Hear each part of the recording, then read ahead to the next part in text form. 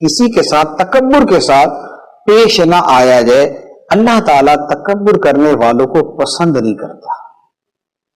तकब्बुर का ताल्लुक जो है, तकब्बुर किसे कहते हैं? तकब्बुर का मतलब होता है दूसरे को हकीर समझना, दूसरे को घटिया समझना, दूसरे को अपने से कमतर समझना, तकब्बुर ये। और इसका उलट होता है आजिजी। जो पॉजिटिव है, जो मुस्बत खूबी है, वो है आजिजी। तो तकब्बुर से पेश ना आया जाए, तकब्बुर से पेश ना आए, ये एक हक है जो हर बंदे का है, हर मुसलमान का। और नबी पाक सल्लल्लाहु ताला अलैहि वसल्लम की सुन्नत मुबारका क्या है? आजिज़ी। सरकार दो आलम सल्लल्लाहु ताला अलैहि वसल्लम सय्यदुल मुरसलीन, अल्लाह के महबूब, सारी कायनात से अफसर, तमाम फरिश्तों से, नबियों से, रसूलों से अफसर, लेकिन आका करीम सल्लल्लाहु अलैहि वसल्लम की आजिज़ी और आपका हुस्न अखलाक, आपकी मिलनसारी, आपका खूबसूरत रवैया कैसा था कि सरकार सल्लल्लाहु अलैहि वसल्लम बेवा औरतों और मिस्कीनों के साथ तशरीफ ले जाते और जो उनका काम होता वो पूरा कर दिया करते थे। बेवाओं के साथ, मिस्कीनों के साथ शफकत का सलूक।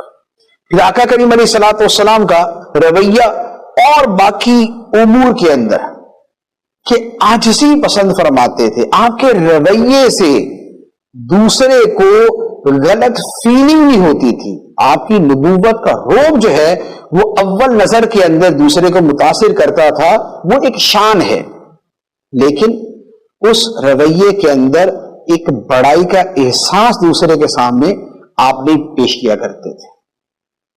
तो अब क्या है?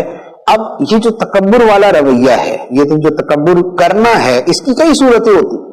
जबान से भी तकब्बुर होता है, अंदाज से भी तकब्बुर होता है, रवैये से भी तकब्बुर होता है, चलने से भी तकब्बुर होता है, बैठने के अंदाज में भी तकब्बुर होता है।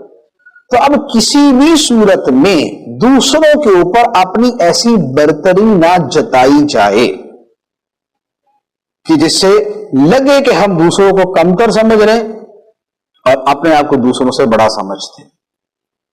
तो अब इसकी जितनी सूरतें हैं, अब वो थोड़ा सा आप गौर करेंगे तो आपके सामने आती जाएंगी कि कहां पर किसी की गुफ्तगू का अंदाज, या किसी के मिलने का अंदाज, या किसी के देखने का अंदाज, या किसी के बोलने का अंदाज, या किसी के लोगों के पास जाने का अंदाज, ये तकब्बुर पर मबनी है या उससे हटके है। ओवरऑल गुफ्तगू कर रहा हूं, फर्द मुअय्यन